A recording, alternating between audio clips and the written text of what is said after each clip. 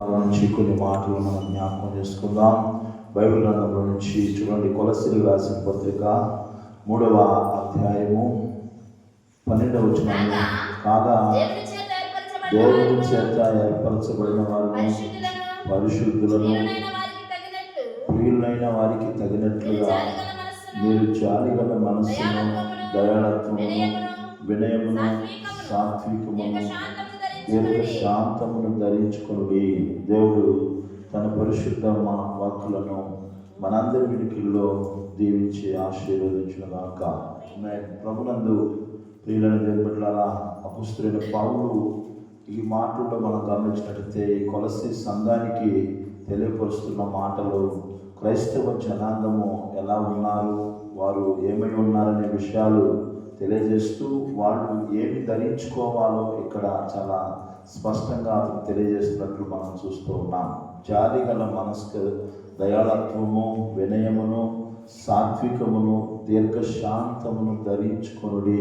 క్రైస్తవ జీవితంలో ఈరోజు వెలగల విలువైన వస్తువులను మనం ధరించుకుంటున్నాం, కానీ దేవుడు ఆశించే వాటిని మనం ధరించుకుంటున్నామా అనే విషయాలు మనం జ్ఞాపకం చేసుకోవాలి.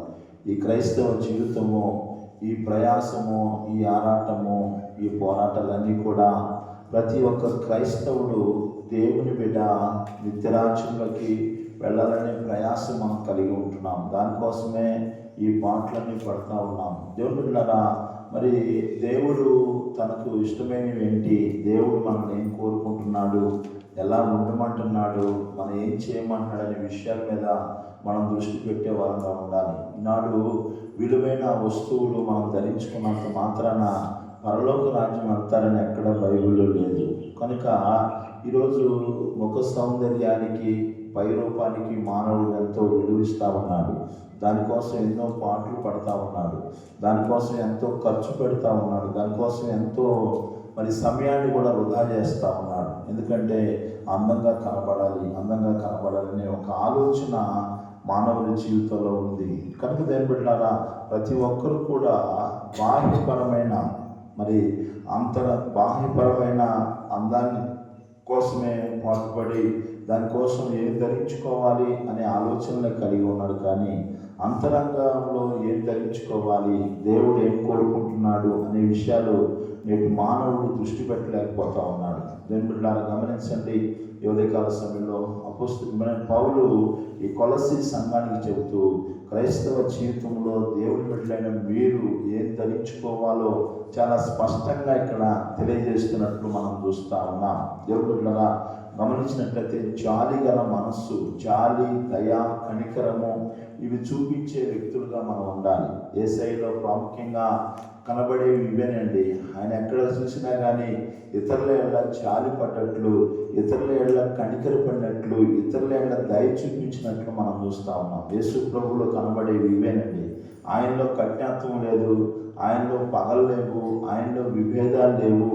ఆయన ప్రేమ కలిగి ఉన్నట్లు మనం చూస్తూ ఉన్నాం. ఆయన ప్రేమమడి రాయబడింది. ఆయన దయగలిగిన వాడని, జాలి చూపించే దేవుడని ఈనాడు మరి ప్రపంచమంతా తెలుసుకుని ఉంటున్నారు. దేవుని బిడ్డలారా, ఆయన బిడ్డలుగా వెళుతున్న మనం కూడా ఇతరుల ఎడల, పొరుగువాడి ఎడల మనం దయ చూపించే వ్యక్తులుగా, జాలి చూపించే వ్యక్తులుగా ఉండాలని, అవి మనం కలిగి జీవించాలని దేవుని మాటలు మనకు తెలియజేయబడుతూ ఉన్నాయి. బైబిల్ గ్రంథంలో ఒక వ్యక్తిని ఈరోజు మనం జ్ఞాపకం చేసుకుందాం. చూడండి దేవుని బిడ్డలారా, రూతు గ్రంథంలో నుంచి కొన్ని మాటలు ఈ ఉదయకాల సమయంలో మనం 2వ అధ్యాయంలో మరి 18వ వచనం నుంచి కొన్ని మాటలు మనం చదివినట్లయితే అక్కడ ఒక వ్యక్తి గురించి రాయబడతా ఉంది. చూడండి దేవుని బిడ్డలారా, రూతు గ్రంథం. అప్పుడు బోయాజు రూతుతో, నా కుమారి, నా మాట వినుము, వేరొక పొలంలో ఏరుకొనుటకు పోవద్దు, దీనిని విడిచి పోవద్దు, ఇచ్చట నా పనికెత్తుల యొద్ద నిలకడగా ఉండము, వారు కోయి చేను కనిపెట్టి వారిని వెంబడించుము, నిన్ను ముట్టకూడదని యవనస్తులకు ఆజ్ఞాపించి ఉన్నాను. నీకు దాహమగినప్పుడు కుండల యొద్దకు పోయి పనివారు చేసిన నీళ్లు త్రాగమని చెప్పాను. దేవుని బిడ్డలారా, గమనించండి. ఈ యొక్క ఉదయకాల సమయంలో బోయాజు గురించి రాయబడతా ఉంది. బోయాజు చాలా ఆస్తిపరుడు, బోయాజు చాలా భూస్వామి అండి. ధనవంతుడు గొప్ప పేరున్న వ్యక్తి బోయాజు. ఈ బోయాజు అనే వ్యక్తి తన కోతకాలమందు పంట కోతకాల సమయంలో ఆ పొలానికి వెళ్ళి కోసేవారి దగ్గరికి వెళ్ళి వాళ్ళని చూసి వెంటనే ఏమంటున్నాడంటే యెహోవా మీకు తోడై ఉండును గాక అంటున్నాడు. దేవుని బిడ్డలను గమనించండి, బోయాజు ఎంత మంచి వ్యక్తి అంటే ధనవంతుడైనా, భూస్వామి అయినా, ఆస్తిపరుడైనా, గొప్పవాడైనా కానీ పొరుగు వారికి క్షేమాభివృద్ధి కలుగజేసే మాటలు, ఆశీర్వాదకరమైన మాటలే మాట్లాడుతూ ఉన్నాడు. కఠినమైన మాటలు మాట్లాడలేదండి. కొంతమంది హేళనగా మాట్లాడతారు, తక్కువ చేసి మాట్లాడతారు. దేవుని బిడ్డల కొంతమంది తీసివేసినట్టు మాట్లాడుతూ ఉంటారు, వాళ్ళ ఆస్తిని బట్టి, వాళ్ళకున్న సంపదను బట్టి. కానీ దేవుని బిడ్డల బోయాజు అలా కాదండి. ఆయన పొలంలోకి వెళ్ళినప్పుడు పొలంలో ఉన్న ఆ మనుషులను కోసే ఆ పని వాళ్ళను చూసినప్పుడు వెంటనే అంటున్నాడు యెహోవా మీకు తోడై ఉండును గాక అన్నాడు. ఆమేన్, హల్లెలూయా. వాళ్ళందరూ ఏమన్నారు? యెహోవా నిన్ను ఆశీర్వదించును గాక అంటున్నారండి. దేవుని బిడ్డలను గమనించండి, ఒక మంచి భక్తిపరుడు బోయాజు, దేవుని మీద ఆధారపడేవాడు. ఎంత ఉన్నా కానీ ఏమి లేని స్థితిలోనే మరి తగ్గించుకునే స్వభావం కలిగిన వాడు బోయాజు. దేవుని బిడ్డలారా, ఈ బోయాజు మరి తన పొలంలో ఉన్న ఆ మనుషులతో మాట్లాడటమే కాకుండా ఆ పొలంలో ఏరుకోవడానికి వచ్చిన ఒక ఎవరు లేని ఒక అనాథ అండి, మరి మగ పురుషులు లేని అనాథ కదా. అత్త కూడా మరి తన మామ చనిపోయాడు, తనకు భర్త చనిపోయాడు, తనకు మగదిక్కు లేని సంతానమైన మగదిక్కు అంటే ఎవరు కూడా లేని ఈ యొక్క రూతుకి. ఆ రూతును చూసినప్పుడు, ఆ రూతు గురించి తెలుసుకున్నప్పుడు ఆయన మాట్లాడుతున్న మాట ఏంటంటే, మనం చదివిన భాగంలో బోయాజు ఆమెతో అంటున్న మాట ఏంటంటే, దేవుని బిడ్డలారా మనం గమనించినట్లయితే రూతుతో నా కుమారి అంటున్నాడు. ఏమంటున్నాడు? ఏ పిల్ల ఇట్లా ఇజుడు అట్లా నా కుమారి. తక్కువ చేసి మాట్లాడేదని లేదు. కొంతమంది హేళనగా మాట్లాడతారు, తన పని దగ్గరికి వచ్చి పని చేసేవాడిని ఎగతాళిగా మాట్లాడతారు, తీసివేసి మాట్లాడుతూ ఉంటారు. దేవుని బిడ్డలారా బోయాజు ఎంత ప్రేమ గలవాడంటే నా కుమారి అంటున్నాడండి.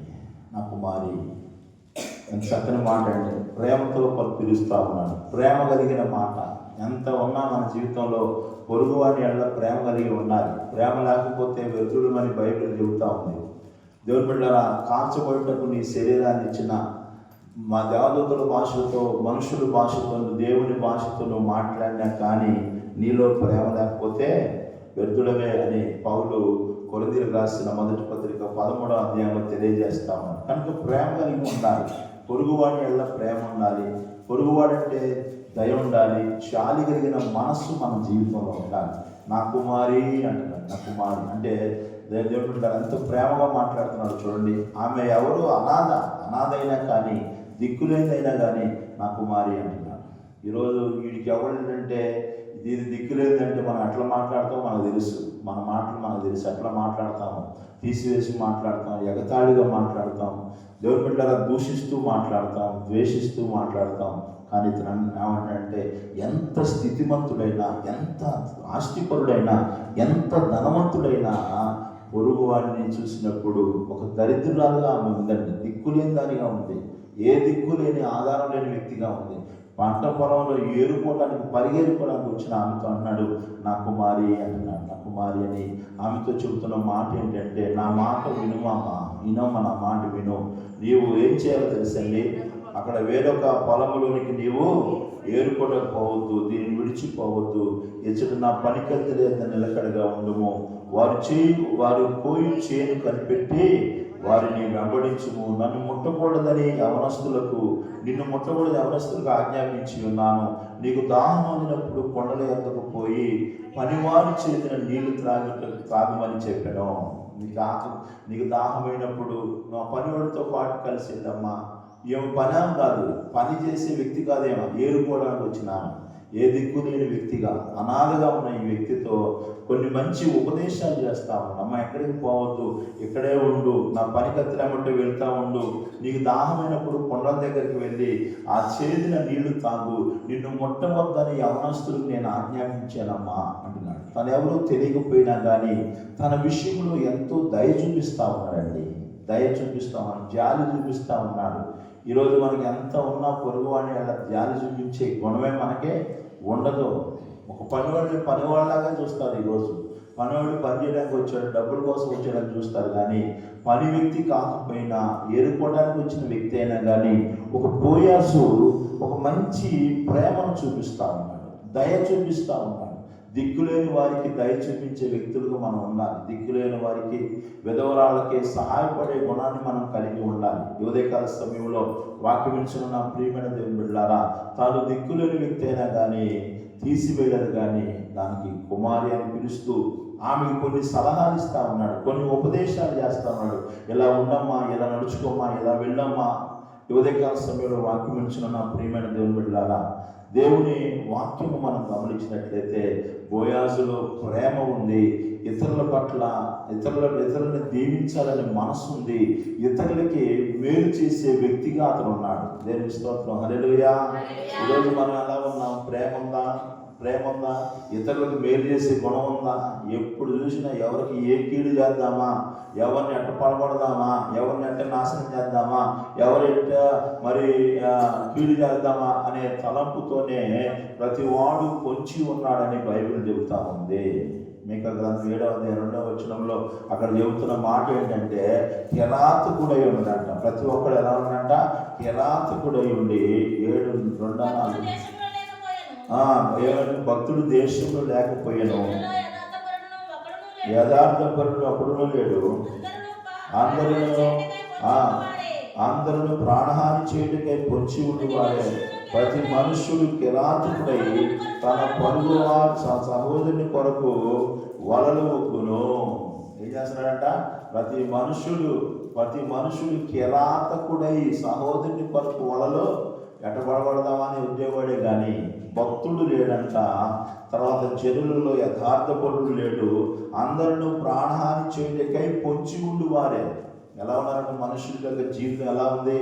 ఎప్పుడు ఎవరికి ఏ హాని చేద్దామా పొంచి చూసే గుణాలు కలిగి ఉన్నాను నేటి కాలంలో. జాగ్రత్త, మనుషులకు అర్థం కాదేమో కానీ దేవునికి నువ్వు ఎలా పొంచి ఉన్నావో, ఏం చేస్తున్నావు అనేది దేవునికి చాలా స్పష్టంగా అర్థమవుతా ఉంది అనే విషయాన్ని గుర్తుంచుకోవాలి. మేలు చేసేవాళ్ళు లేడు అందరని ఇక్కడ వాక్యం చెబుతుంది. మేలు చేసేవాళ్ళు లేడు అంటున్నాడు ఇక్కడ. అందరు ఇక్కడ మేలు చేసేవాళ్ళు లేడు, అందరూ కిరాతకుడు అయి ఉన్నాడండి. ఎట్లా అంటాడా? కిరాతకమైన వ్యక్తులుగా ప్రాణహాని చేయాలని, అందరినీ మరి సహోదరులకి కీడు చేయాలని వలగొట్టే వ్యక్తులుగా ఉంటున్నట్లు మనం చూస్తా ఉన్నాం. కానీ దేవుని బిడ్డలారా, ఈయన మాత్రము బోయాజు మాత్రము అలా కాదండి. బోయాజు దేవుని ఎరిగిన వాడు. బోయాజు దేవుని యొక్క సన్నిధిలో ఆయన తన దగ్గర ఉన్న వాళ్ళందరినీ కూడా ఆశీర్వదించే మనసే బోయాజు పొందండి. దీవించే మనసే ఉంది. ఈరోజు మనం దీవించే మనసుతో ఉంటున్నామా? మంచి మనసు ఉంటుందా? మనకి దీవిస్తున్నామా? శపిస్తున్నామా? పొద్దున లేచి శాప భోజనాలు పెట్టుకెళ్ళి ఉన్నారు చాలామంది. నువ్వు పనికి రావురా, నువ్వు దేనికి పనికి రావు, నీ జీవితం ఇంతే ఉంటుంది, నీ కుటుంబం ఇంతే ఉంటుంది, నువ్వు ఎట్లాగే పాడైపోతావు, నువ్వు ఎట్లాగే ఉంటావు, నీ బ్రతుకు ఇంతే, నీ జీవితం ఇంతే అని శపించే వ్యక్తులే ఉన్నారు ఈరోజు. శపించే వ్యక్తులు. వీడికి పని రాదు, ఏం రాదు, ఈ అట్ట బతుకుతులు, ఎట్ట జీవిస్తులు, వీడి బతకడం కూడా కష్టమే అని శపించే వ్యక్తులుగా ఉన్నారు. కానీ బోయాజు అలా లేడండి. ఎంత జాలి కలిగిన వాడు ఉన్నాడు. తన పొరుగువాని అలా ప్రేమ కలిగి ఉంటున్నాడండి. తన పొరుగువాడిని దీవిస్తా ఉన్నాడు. యెహోవా మీకు తోడే ఉండడు కాక, అమ్మ నువ్వు జాగ్రత్తగా ఉండమ్మని ఆమెతో చెబుతున్న మాట ఏంటంటే, నా మాట వినమ్మా, నేను చెప్పినట్టు నడుచుకోమ్మా అని ఒక ప్రేమగా, దయగా, జాలిగా ఆమె ఎడలా చూపిస్తున్నట్లు మనం చూస్తూ ఉన్నాం. కనుక దేవుని బిడ్డలారా, 13వ వచనంలో మనం చూసినట్లయితే 2వ అధ్యాయము, అందుకు ఆమె, నా ఏలినవాడా, నేను నీ పనికత్తుల్లో ఒకదాని కాకపోయినను నీవు నన్ను ఆదరించి నీ దాసులను నన్ను మాట్లాడితేవి కనుక నా ఎడల చెప్పాను. బోయాజు దేవుని బిడ్డలారా గమనించినట్టు ఇక్కడ అంటున్నాడు. చూడండి దేవుని బిడ్డలారా, అందుకు ఆమె సాగిలపడి, నా ఏలినవాడా అని ఆయనతో మాట్లాడతాం. నా ఏలినవాడా, నీ పనికత్తుల్లో ఒకదాని కాకపోయినను నీవు నన్ను ఆదరించి నీ దాసురాలను నా యందు ప్రేమ కలిగి మాట్లాడితివి. ఆదరించాడండి. దిక్కులేని వాళ్ళని ఏం చేశాడు? ఆదరించే గుణం ఉండాలి. జాలి, దయ, కనికరం ఉన్నోళ్ళు మాత్రమే ఆదరిస్తారండి. ఈ లేనివాళ్ళు, కఠినాత్ములు దగ్గర కూడా రానివాడు. కఠినాత్ములు చుట్టుకునేది కూడా సహాయం చేయాలండి. ఇతను మాత్రం అలాంటి వ్యక్తి కాదండి. బోయజ్ అంటున్నాడు, బోయజ్ చేసిన పనికి ఆమె చెబుతున్న మాట ఏంటంటే, నా ఎడల నన్ను ఆదరించావయ్యా, నువ్వు నన్ను ఆదరించావు, నా ఎడల ప్రేమ కలిగి మాట్లాడుతీవి. దేవునికి స్తోత్రం కలిగిన గాక. హల్లెలూయా. గమనించాలి, చాలా మంది బిడ్డలో నోట్లో నుంచి ప్రేమ గల మాటలే రావండి, ఆదరించే మాటలు రావు, ఆదుకునే మాటలు రావు. ఎప్పుడు చూసినా కఠినమైన మాటలే వస్తూ ఉంటాయి, దూషించే మాటలే వస్తూ ఉంటాయి. ప్రేమగా మాట్లాడే వాళ్ళు ఉండరు. చాలామంది జీవితాల్లో మనం చూసినట్లయితే భక్తి జీవితాన్ని గడుపుతున్నారు కానీ ప్రేమగా మాట్లాడేవాళ్ళు లేరు. ప్రేమగా మాట్లాడరండి, ప్రేమ కలిగి మాట్లాడరు. ఇతను చూసేవాడి తన పని కాకపోయినా కానీ రూతు అంటుంది, నేను నీ పనిగత్తుల్లో ఒకదానికి కాకపోయినా కానీ నన్ను ఆదరించావయ్యా నీవు. మనకి సంబంధించిన వ్యక్తుల్నే మనం ఆదరించలేము ఈరోజు. కానీ బయట వ్యక్తి ఎవరైనా కానీ తనను ఆదరించే గుణము, ఆమె ఏళ్ళ దయ చూపించే గుణము బోయాజు కలిగి ఉన్నాడు. ఈరోజు మన స్థితి ఏంటో ఒకసారి ఆలోచించండి. కనీసం మన ఇంటి వాళ్ళకైనా, మన ఇంటి వ్యక్తులకైనా, మన సంఘస్థులైనా ఆదరించే వ్యక్తులుగా ఉంటున్నామా? మన వాళ్ళ ఏళ్ళ దయ చూపించే వ్యక్తులుగా ఉంటున్నామా? ఒకసారి పరిశీలన చేసుకోవాలి. బోయాజు అలా కాదండి. బోయాజు ఎలా ఉన్నాడంటే, గొప్ప వ్యక్తి అయినా కానీ బోయాజు దిక్కులేని ఆమెను ఆదరిస్తూ ఉన్నాడు, ఆమెతో ప్రేమగా మాట్లాడుతూ ఉన్నాడు. ఈరోజు చాలామంది కొడుకులు కావచ్చు, కోడలు కావచ్చు, మరి కుమార్తెలు కావచ్చు, తల్లిదండ్రులతో ప్రేమగా మాట్లాడేవాళ్ళు లేరు. దేవుని బిడ్డలారా చూడండి, యేసేపు గురించి రాయబడింది. యేసేపు తన అన్నలు తనకు కీడు చేసినా కానీ ఏం చేసినా సార్, వాళ్ళతో ప్రీతిగా ప్రేమగా మాట్లాడాడని రాయబడింది. దేవుని స్తోత్రం. హల్లెలూయా. కీడు చేసిన వాళ్ళకి మనం మాట్లాడదాబా లేబా అని మనం కఠినంగా మాట్లాడతాం. కానీ యేసేపు అలా కాదండి, ప్రేమగా మాట్లాడినట్ట. ప్రేమగా మాట్లాడి నేర్చుకోవాలి. నువ్వు పెట్టకపోయినా, ఇచ్చినా ఇవ్వకపోయినా పొరుగువానికి ప్రేమతో మాట్లాడడం నేర్చుకోవాలి. పొరుగువాని అలా దయ చూపించడం నేర్చుకోవాలి. ఈరోజు ప్రేమ లేదు, ఏం లేదు. భర్తను అసగించుకోవటమే, కసిరించుకోవటమే బాబా అన్నట్టే మనం ఈరోజు ఎలా ఉంటుంది ఒకసారి ఆలోచించండి. ప్రేమగా మాట్లాడినట్ట బైబిల్ గ్రంథంలో మనం చూసినట్లయితే ఆదికాండము 50వ అధ్యాయంలో ఈ మాటలు రాయబడతా ఉన్నాయి.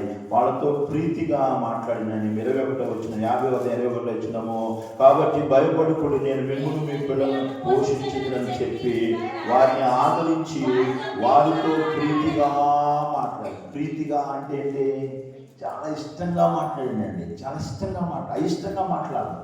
మనకి ఎవరైనా కీడు చేశారు అనుకోండి, దగ్గర కూడా రానివ్వం, ఆ మొహం కూడా చూడం, వాళ్ళతో మాట్లాడడానికి కూడా ఇష్టపడము కదా, వాళ్ళతో మాట్లాడడానికి ఇష్టపడడం. కానీ యేసేపు అలాంటి వ్యక్తి కాదు. యేసేపు ప్రభుని ఎరిగిన వాడు, యేసేపు దేవుని యొక్క బిడ్డ, యేసేపు దేవుని యొక్క భయభక్తులు కలిగిన వాడు కనుక తన అన్నలు తనకు కీడు చేసిన, తన అన్నలు తనకు నష్టం చేసిన, తన అన్నలు తనకి మరి చేయరాని కార్యాలు చేసి ఎంతో హింసించిన, బాధపెట్టినా, దుఃఖపెట్టినా, దిక్కులేని వాడిగా చేసినా కానీ తన అన్నలతో ఎలా మాట్లాడుతున్నాడు? కాబట్టి భయపడకుడి, నేను మిమ్మల్ని మీ పిల్లలను పోషించదని చెప్పి ఆదరించి వారితో ప్రీతిగా మాట్లాడాడు. చాలా ఇష్టంగా మాట్లాడినండి. ఈరోజు ఎలా ఉంది మన పరిస్థితి? మనకు మేలు చేసే వాళ్ళతో చాలా ఇష్టంగా మాట్లాడతాం, మనకి ఎవరైనా కీడు చేశారనుకో కష్టంగా మాట్లాడతాం. దగ్గర కూడా వాళ్ళకి చూడటానికి కూడా ఇష్టపడడం, దాంతో వాడితో మాట్లాడను, ఇలాంటి మాటలు మాట్లాడుతూ ఉంటాం. ఎందుకంటే నాకు ఎంత కీడు చేసింది, నాకు ఎంత నష్టం చేసింది. యేసేపుకి ఎంత కీడు చేశారు తెలుసండి. యవ్వన ప్రాయంలో కొట్టి గుంటలో పడేసి అతన్ని ఎక్కడో దూరదేశానికి అమ్మివేసి ఒక దిక్కులేని జీవితము, భయంకరమైన దుర్భరమైన జీవితము, జైలు జీవితం గడపడానికి కారకులయ్యారు. ఎన్నో కష్టాలు పడ్డాడు యేసేపు, ఎంతో మరి గాయపరచబడ్డాడు యేసేపు. హృదయం గాయపరచబడింది, శరీరం గాయపరచబడింది, జీవితమే ఎంతో మరి నిరుత్సాహమైన కృంగిపోయే స్థితిలోకి వెళ్ళిపోయింది. అలాంటి స్థితిలోకి తన అన్నలు తను నడిపారని తెలిసినా కానీ, తెలుసు ఆయనకి తన అన్నలే చేశారు. వాళ్ళని ఏం చేస్తున్నాడు? ప్రీతిగా మాట్లాడు. నీకు ఎవరైనా ఇంట్లో మీ అన్న కానీ, మీ అక్క కానీ, మీ చెల్లి కానీ నీకు ఏదైనా కీడు చేసి మాతో మాట్లాడతా, మాకుతో నేను మాట్లాడినా గట్టిగా భీక్షించుకొని కూర్చుంటాం మనం కదా. కానీ యేసేపు అలా కాదండి, యేసేపు అలా కాదు. ఈరోజు మనకి ఎవరు కీడు చేసినా కానీ వాళ్ళతో ప్రేమగా మాట్లాడటం నేర్చుకోవాలి. యేసేపు మనకు అదే నేర్పిస్తున్నాడు. యోసేపు గురించి ఎన్నోసార్లు మనం చదివి ఉంటాం, ఎన్నోసార్లు తెలుసుకుని ఉంటాం. తనకు కీడు చేసిన వాడని నేను ఏమంటున్నాడు, పోషిస్తాను మిమ్మల్ని అంటున్నాడు. కనీసం ఇస్తాం ఏదన్నా చిటికి నీళ్ళతో కూడా ఏది కూడా ఇవ్వండి. మనకి కీడు చేసిన వాళ్ళకి కనీసం నీళ్ళు కూడా ఇవ్వం. దేవుడు బిడ్డలారా, ఆయన చూని ఏమన్నాడు, వాళ్ళకి పోషిస్తానని చెబుతున్నాడు. మిమ్మును మీ పిల్లలను పోషించదను. కనీసం గ్లాసు నీళ్ళు ఇస్తావా? మా అత్త నాకు చేసిన పనికి నీళ్ళు కూడా ఏం నేను అంటాను కదా, నీళ్ళు కూడా మా మామ చేసిన పనికి నేను కనీసం ఆయన మొహం కూడా చూడండి, స్వచ్ఛనా కానీ చూడండి అంటాడు. ఈరోజు ఎంత కఠినమైపోతున్నాం మనం, ఎంత కఠినంగా ఉంటున్నాం.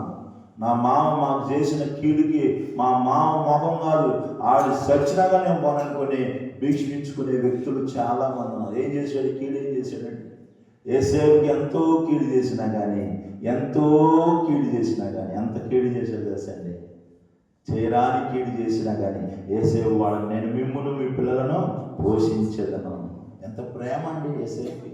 ప్రేమ కలిగిన వాడండి. ప్రేమ కలిగి ఉండాలి, కనికరం కలిగి ఉండాలి, దయ కలిగి ఉండాలి, జాలి కలిగి ఉండాలి. మనం దేవుని బిడ్డలను ఆదరిస్తూ ఉన్నాడు, వారిని ఆదరిస్తూ ఉన్నాడు. ఆదరించే గుణం ఉండాలి, ఆదుకునే గుణం ఉండాలండి. ఈరోజు ఆదరించేది లేదు, ఆదుకునేది లేదు. మా వాళ్ళని ఆదరణ కూడా లేని స్థితిలో ఈరోజు మనం ఉంటూ ఉన్నాం. దేవుని ప్రజలారా, దేవుని వాక్యం చెబుతుంది, వారితో ప్రీతిగా మాట్లాడు. ఇష్టంగా మాట్లాడాడంట. అయిష్టంగా ఈరోజు కొంతమంది ఏం చేస్తారు, అయిష్టంగా మాట్లాడుతూ ఉంటారు. ఏదైనా మనకు నష్టం చేశారంటే వాళ్ళతో మాట్లాడుతూనే ఉంటుంది, కానీ ఏదో మొహమాటంగా మాట్లాడుతుంటాం, ఏదో మాట్లాడాలగా మాట్లాడుతుంటాం. కానీ యోసేపు అలా కాదండి. యోసేపు లాంటి గుణాన్ని మనం కలిగి ఉండాలి. ఇప్పుడు బోయాజుతో రూతు అంటుంది, నాకు ఎడల ప్రేమగా మాట్లాడావయ్యా నువ్వు, నా ఎడల దయ చూపించావయ్యా నువ్వు. ఈ ఉదయకాల సమయంలో వాక్యం ఇచ్చిన నా ప్రియమైన దేవుని బిడ్డలారా, నీ పొరుగువాణి అలా నువ్వు చేయగలిగింది చేస్తున్నావా? కనీసం ఏమి ఈలేవు అనుకోండి, ఈలేవు. ప్రేమగా కూడా మాట్లాడలేవా? ఏమి ఈలేవు నువ్వు. నా దగ్గరే ఉందండి ఈయడానికి, ఏమి లేదు, నాకేం లేదు అనుకునే స్థితి నేటి కాలంలో ఉంది. దేవుని బిడ్డలారా, ఇవ్వాలని మనసు ఉండాలి, కానీ విధవరాళ్ళకి 2 కాసులు ఉన్నాయి, 2 కాసులు ఇచ్చేసిందండి. ఇవ్వాలనే మనసు ఉండాలి, మనసు ఉంటే చాలు, కానీ ఇవ్వకూడదు అనుకుంటే ఎంతున్నా. ఈరోజు చాలామంది జీవితాల్లో ఎంత ఉన్నా కానీ ఇవ్వని స్థితిలోనే ఉన్నారు. ఇవ్వాలనే మనసు లేదు. ఎదవరానికి ఇవ్వాలనే మనసు ఉంది కాబట్టి 2 కాసులు దేవుడికి ఇచ్చేసిందండి. ఈరోజు ఇవ్వాలనే మనసు లేదు కాబట్టి ఎంత ఉన్నా కానీ మా దగ్గరేముంది అని చెప్పుకునే స్థితిలోనే మనం ఉంటున్నాము. కానీ బోయాజు అలా కాదండి. బోయాజు 16 వచ్చిన మనం చదివినట్లయితే, రూతు గ్రంథం 2వ అధ్యాయం మరియు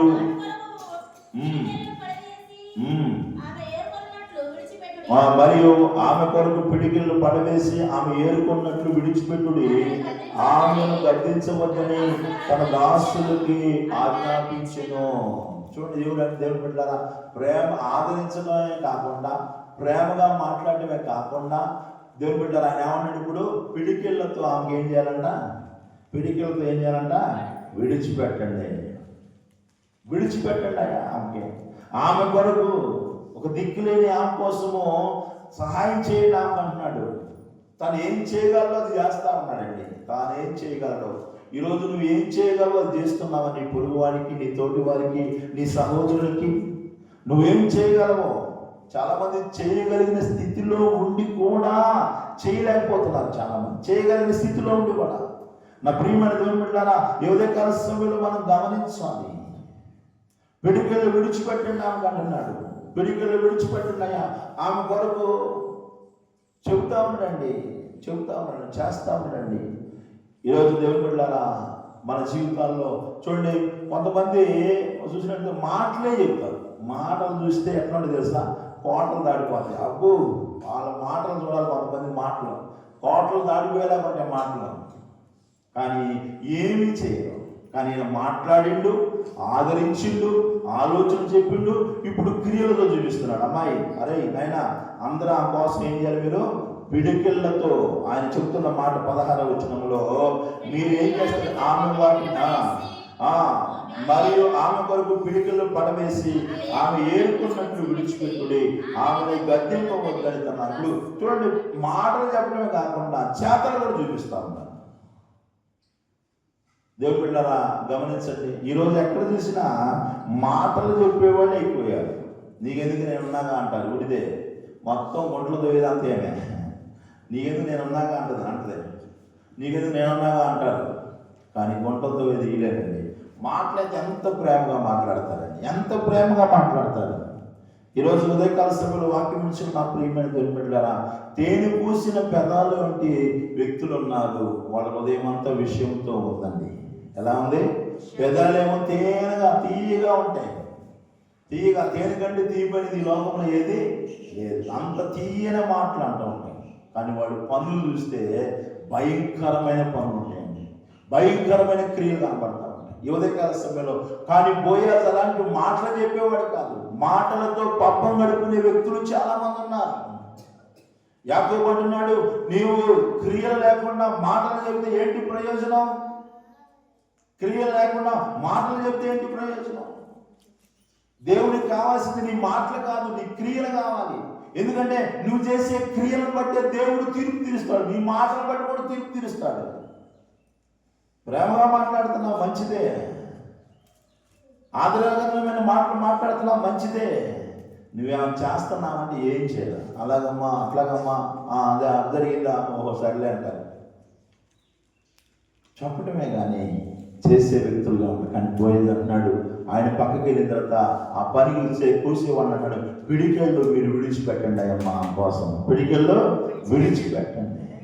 ఆమెను ఏరుకోమని చెప్పండి, ఆమెను గద్దించమాకండి, ఆమెను ముట్టుకోవద్దు.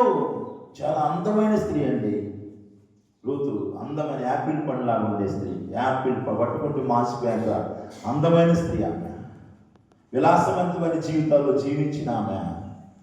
బోయాజు రూతు తన తల్లిదండ్రులు ఆమెను మోయాబు దేశంలో ఒక దేవతగా పూజించేవాడు. రూతుని దేవతామణి ఆమె. అలాంటి ఒక అందమైన అమ్మాయి ఏరుకోవడానికి వెళ్తానండి, తగ్గించుకొని ఏరుకోవడానికి వెళ్తా ఉంది. అలాంటి వ్యక్తితో అంటున్నాడు, ఆమెను పట్టుకోవద్దు, ఎవరు కూడా ఆమెను పట్టుకోవద్దని గద్దిస్తూ ఉన్నాడు, యవనస్తులకు ఆజ్ఞాపిస్తూ ఉన్నాడు. ఎంత ప్రేమ కలడండి. వాళ్ళు ఆమె జోలికి పోతే కానీ మీరు ఒప్పుకోనని ఆయన గట్టిగా వార్నింగ్ ఇస్తూ ఉన్నాడు, జాగ్రత్తగా ఉండని చెబుతున్నాడు. ఎంత ప్రేమ చూపిస్తున్నాడో చూడండి, ఎంత దయ చూపిస్తున్నాడో చూడండి అని అంటున్నాడు. పిడికిళ్ళ చేత వదిలిపెట్టండి అయ్యా కోసం. ఈరోజు మనం చేయగలిగిన స్థితిలో ఉండి కూడా చేయలేకపోతున్నాం. నువ్వు చేయకపోతే, ఒక్కని కూడా చేయకపోతే నువ్వు వెళ్ళాల్సిన స్థలం ఉంటుంది, నరకానికి వెళ్ళాలి. మత్తయి సువార్త 25వ అధ్యాయం 41 నుంచి మనం చదివినట్లయితే, చదవద్దు అవసరం లేదు. అక్కడ అన్నాడు, తన కుడి వైపున ఉన్న వారిని చూసి శపించబడిన వాళ్ళ మీ కొరకు సిద్ధపరిచిన నిత్య నరకానికి పోండి. ఎందుకంటే ఎవరికి మీరు సహాయం చేయాలి. మీరు చేయగలిగిన స్థితిలో ఉండి, అయ్యా మేము చేద్దాం అనుకున్నాం, అయ్యా నువ్వు ఎప్పుడు ఆగనుకున్నావు అంటున్నారు వీళ్ళు. మేము చేద్దాం అనుకున్నాం, మేము నీకు ప్రేమ చూపిద్దాం అనుకున్నాం. కానీ ఎప్పుడు నువ్వు జైల్లో ఉన్నావు, ఎప్పుడు నువ్వు ఆనందంతో ఉన్నావు, ఎప్పుడు నువ్వు డబ్బులు లేకుండా ఉన్నావు అని చెప్పేసి ఆయనతో మాట్లాడుతూ ఉన్నాను. నా ప్రియమైన వ్యక్తుల అల్పులైన ఈ నా సహోదరులు ఒకరికి మీరు చేసిరా నాకు నువ్వు చేసినట్లే. బోయాజు దేవుని ప్రేమ కలిగినాడు కనుక ప్రేమగా మాట్లాడుతున్నాడు, ఆదరిస్తూ ఉన్నాడు, ఆశీర్వదిస్తున్నాడు, కొన్ని ఆలోచనలు చెప్తున్నాడు. జాగ్రత్తగా ఉండమ్మా, దిక్కులేని వల్ల వారి వల్ల ఒక ప్రత్యేకమైన శ్రద్ధ కలిగిన వ్యక్తిగా బోయాజు ఉన్నాడు. దేవుడు కూడా దరిద్రుల దిక్కులేని వారి పేదవారి ఆయన ఒక బాధ్యత కలిగిన వ్యక్తిగా ఉండి వారి విషయంలో ఎన్నో వాక్యాలు బైబిల్లో తెలియజేస్తూ ఉన్నాడు. పేదలను కనికరించండి, పేదలకు దయ చూపించండి అని దేవుడు చెబుతున్నాడు. ఇప్పుడు బోయాజు కూడా అలాంటి వ్యక్తిగా చివరి మాట మనం చదువుకుందాం. 20 వచ్చిన మనం చదివినట్లయితే అక్కడ తను ఇంటికి వెళ్ళిన తర్వాత తన అత్తతో చెబుతా ఉంది ఏం జరిగిందో, పొలంలో ఏం జరిగిందో, పొలంలో ఎలా ఎదుర్కొన్నానో, ఎలాంటి పరిస్థితి ఎదురైనా ఎవరు చెబుతుంది? అత్తతో చెబుతుందండి. ఇంటికి వెళ్ళాక ఎవరితో చెబుతుంది? అత్తతో చెబుతుంది. మనం చెబుతాం అత్తతో పొరపాటు కూడా చెప్పం, అత్తతో పొరపాటు కూడా చెప్పమండి. ఆడు వాళ్ళకి ఎలాగ చెబుతూ చివరికి అత్త దగ్గరికి వచ్చి ఏంటంటే జరిగిందంటే మాకేం తెలిసే, మా పాలు ఎప్పుడు చెప్పింది. గుర్తుంచుకోవాలి, మొట్టమొదటిగా నీకు ఏం జరిగినా నీ ఇంట్లో చెప్పాలి. నీ ఇంట్లో ఎవరు పెద్దగా ఉన్నారు వాళ్ళు చెప్పాలండి. చెప్పరు, పొరపాటు చెప్పాలి. ఊరు మొత్తం తిరిగి వచ్చిందా అప్పుడు తెలిసింది ఇంట్లో చెప్పనండి. ఈరోజు చాలామంది ఇంట్లోకి వెళ్ళినా చెబుతుంది, అమ్మ అత్త ఇట్లా జరిగింది అని చెబుతా ఉంది. రూతు చాలా మంచి స్త్రీ అండి, అందమైన స్త్రీ, కానీ గర్విష్ఠురాలు కాదండి. ఈరోజు కొద్దిగా అందం అంటే అత్తను లెక్క చేయం, మామను లెక్క చేయం, భర్తను లెక్క చేయం, ఎవరిని లెక్క చేయం. నీ అందము గర్వాన్ని తెచ్చేదిగా ఉండకూడదు. దేవుని బిడ్డ, అందమైన స్త్రీలు అందరూ బైబిల్లో ప్రతి ఒక్కళ్ళు అందమైన. చాలా 90 సంవత్సరాల వయసులో కూడా మా అందంగా ఉందండి ఆమె. అందుకని రాజు తీసుకెళ్ళి దగ్గర పెట్టుకున్నాడు. అందగత్తె ఎంత అందంగా ఉన్నా తగ్గించుకొని, నా యజమానుడా, నా భర్త, నా పెళ్ళిమిటి అని పిలిచింది. భర్తను పిలిచిందండి. ఈరోజు మనకు అందంగా ఉంటే అరే మురికి మొహవాడా, ఏం వెళ్ళి మురికి మొహవాడా రా, ఇట్లా నీ మొహం మీద అట్టుంది. ఎలా పిలుస్తున్నావు ఈరోజు? ఒకసారి ఆలోచించండి. అందాన్ని తీసుకొని గర్విష్టాలు కావాలండి. అందంగా ఉన్నా కానీ ముసలిదాన్ని ఎట్లా అంటున్నా, ముసలిదాన్ని దగ్గరికి అత్త ఇటు జరిగింది అత్త అని చెబుతుంటే ఆమె చెప్పిన మాట మనం చదువుకొని మనం ముగించుకొని, నయోమి బ్రతికి ఉన్న వారికి చచ్చిన వారికి ఉపకారము చేయటం మానని ఇతడు యెహోవా చేత ఆశీర్వదించబడును కాక అని తన కోడలతో చాలా దేవుని స్తోత్రం కలుగు కాక. హల్లెలూయా. ఒక మంచి దయ, జాలి, కనికరం చూపించిన ఆ బోయాజు గురించి నయోమి అంటుంది, ఈ మనుషుడు ఆశీర్వదించబడును గాక. దేవుని స్తోత్రం. నీవు కూడా అలా చేస్తే నీకు కూడా ఏమొస్తాయంటే ఆశీర్వాదం వచ్చినాలే వస్తాయి. నీవు కూడా నీ పొరుగు అని ఎలా, నీ కుటుంబీకుని ఎలా దయ చూపించే గుణాన్ని నువ్వు కలిగి ఉంటే నీవు కూడా ఆశీర్వదించబడతావు. ఈరోజు అది లేకపోవడం వల్లే ఆశీర్వాదం శాపభోజనాలే వస్తున్నాయి. వాడు ఎంత ఉంటుందండి, ఏం పెట్టడు ఎవరికి, వాడు ఆస్తి తీసుకుని సత్ర అయిందని ఇలాంటి దీవెనలు వస్తున్నాయి చాలా మందికి. పిల్లికి కూడా భిక్షం పెట్టిన వ్యక్తులు ఉంటారు. ఎంత ఉన్నా కానీ నా ప్రియమైన దేవుని బిడ్డలారా, బోయాజులాగా నువ్వు ఉంటే బైబిల్ చెబుతుంది, వెదజల్లి అభివృద్ధి గలవారు కలరు, తగిన దానికంటే తక్కువ ఇచ్చి లేమికి వచ్చువారు కలరు. నీకు తెలుసు నువ్వు ఇవ్వగలిగిన స్థితిలో ఉన్నావు, ఇవ్వగలవు, చేయగలవు, కానీ చేయలేవు. తగిన దానికంటే తక్కువ ఇవ్వటం. ఉదయకాల సమయంలో వాక్యం ఇచ్చిన నా ప్రియమైన దేవుని బిడ్డలారా, నీ పొరుగు వాణి నువ్వు దయ చూపించే వ్యక్తిగా ఉండాలి, జాలి చూపించే వ్యక్తిగా ఉండాలి. అలా లేకపోయినట్లయితే, జాలి దయ గుణం లేకపోయినట్లయితే నీవు వెళ్ళాల్సిన స్థానం ఉంటుంది. ధనవంతుడు ఎక్కడికి వెళ్ళాడు? నరకానికి వెళ్ళాడు, అగ్నిలోకి వెళ్ళాడు, పాతాళంలోకి వెళ్ళాడు. తన జీవితాన్ని కేకలు వేస్తూ ఉన్నాడు. ఉదయకాల సమయటువంటి వ్యక్తులుగా కాకుండా బోయాజు గొప్పగా ఆశీర్వదించాడు. నయోమి అంటుంది, అతడు బ్రతికి ఉన్న వారికి, చచ్చిన వారికి, బతికున్న వాళ్ళకి చచ్చిన వాళ్ళకి ఇంకేం చేద్దాం మనం? అలాంటి వ్యక్తి అంట బోయాజు. అలాంటి వ్యక్తి అంట బతికున్న వాళ్ళకి, చచ్చిన వాళ్ళకే ఉపకారం చేసేవాడు. మనం బతుకున్న వాళ్ళకే చేయం, బతుకున్న అత్తగా చేయం, చచ్చిన తర్వాత చేస్తాం. తెలుసు, పెద్ద సమాధి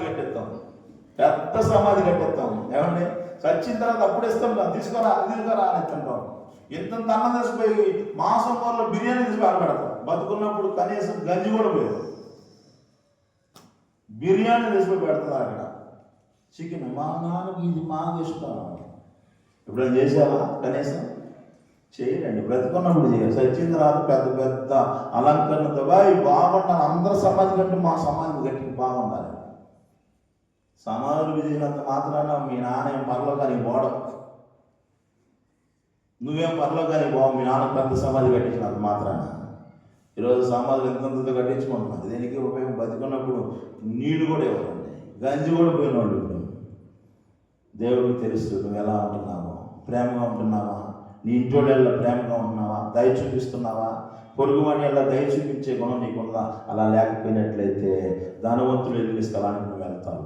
అలా కాకుండా జాలి గల మనసు మనం కలిగి ఉండి ప్రభు ద్వారా గొప్ప ఆయన నిత్యత్వంలో ప్రవేశించే కృపను ప్రభు అనేది ప్రతి ఒక్కరు దయచేయను కాక దేవుడి కొద్ది మాటలు మనందరి వినికిల్లో దీవించును గాక. ఆమె